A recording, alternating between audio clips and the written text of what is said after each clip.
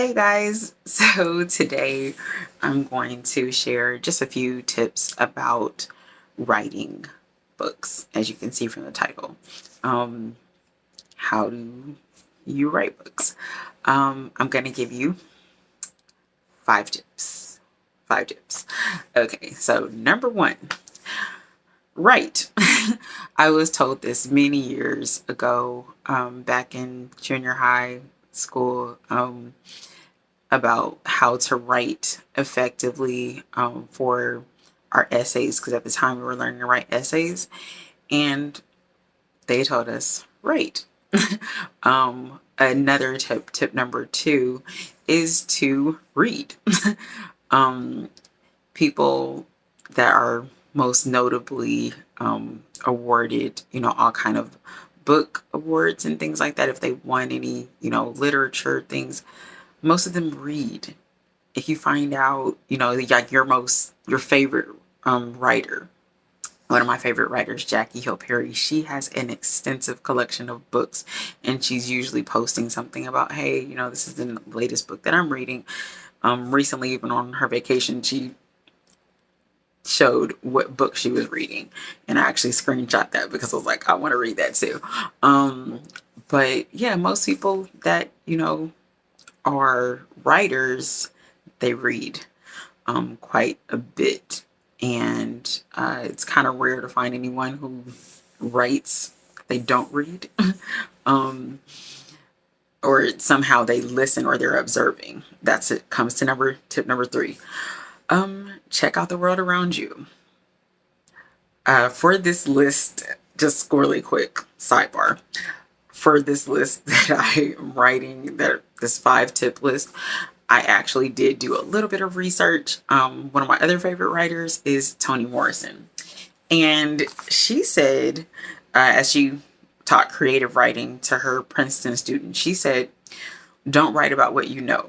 Now that's opposite of what you typically, are told. At least that's what I was told. When I was in school, I was told, write about yourself constantly. They constantly told us that. But she told them, don't write about what you know. Because she said, I don't want to know about, your parents and, what you know and your friends. I don't want to know about that. And so tip number three, like I said, observing the world around you. Observe the people around you. Most of what I think about comes comes from, sorry, I was like, comes from me observing. As I'm riding the bus, my commute to work, I pay attention to people. I've been an observer since I was really small, and most of us are observers. If we're observing, even when you're on social media, you're observing people. So think about that, and that'll give you some really insightful things. If you start thinking, well, what do they do? When you read one of your favorite books and it has a certain character that you like, or maybe that you dislike, what is it that they do?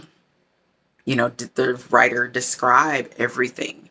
Back to Toni Morrison, what she does is she chooses not to give you a whole lot of detail about every single thing about her characters. If you notice that, and if you notice even in some of your other favorite writers, novelists, what did they do? How do they describe their characters? Even if it's just one person talking the whole entire book, did they describe that person? Did they give you anything to go on to know like what this person looks like, the sound of their voice, maybe a piece of clothing that they wore, or a smell, how they walked, just different things like that. So these are observations. These are things that you can do. Number 4 is that you should take the time to give yourself, give the writing that you've written, whatever you've written down, give it a breather. Allow yourself to let the words just kind of sit there for a little bit, come back to it, and start writing again. Something else that someone else that I wrote down, they said it was to keep a piece of paper, this is notebook, stand on notepad. Um, Keep a piece of paper or notebook with you at all times. I was told that actually when I was younger, but it was for a different reason. It was mainly because we needed to take notes at every little event that we went to, because I was in a community youth organization. And so they wanted us to always take notes, be in the habit of taking notes. But that was actually a good thing for life too, because for me as a writer, I always have ideas and sometimes I don't always remember them. So having these newfangled phones now, I tend to keep recordings on my phones. I even have recording on one of my old phones that I actually need to dig up. But anyway, that's beside the point. But that's how much I knew I would forget it. Sometimes I record myself saying things because I needed to remember it. Occasionally, yes, I have forgotten my pen and paper. And so thankfully we have these phones. So I've recorded myself, but somehow get it down your idea, because it'll come up really quickly and it'll go just as quickly. I found that's just me. Let's see. Tip number 5. We're at number 5 already. Number 5. That is to simply be you. I would say don't try and write like someone else, because you can't write like them. And I'm saying that in all earnesty because I am someone who, in the past, I used to try and copy everyone else's things, but it just didn't work for me. My process is different too. The way that my brain thinks is very different. I think very exponentially, like outer part. I don't really think so much about, you know, certain things. I just think very differently than most people do. I've made up stories about birds. Like I can make up like a whole story about the birds that are just flitting around making sounds outside of your window. Easy. Um, I've I walked a friend of mine, to work making up stories about their whole day. And so that's just how I think. I'm very imaginative like that. But everyone is not necessarily, they don't connect to maybe birds that way, but maybe you connect to something else.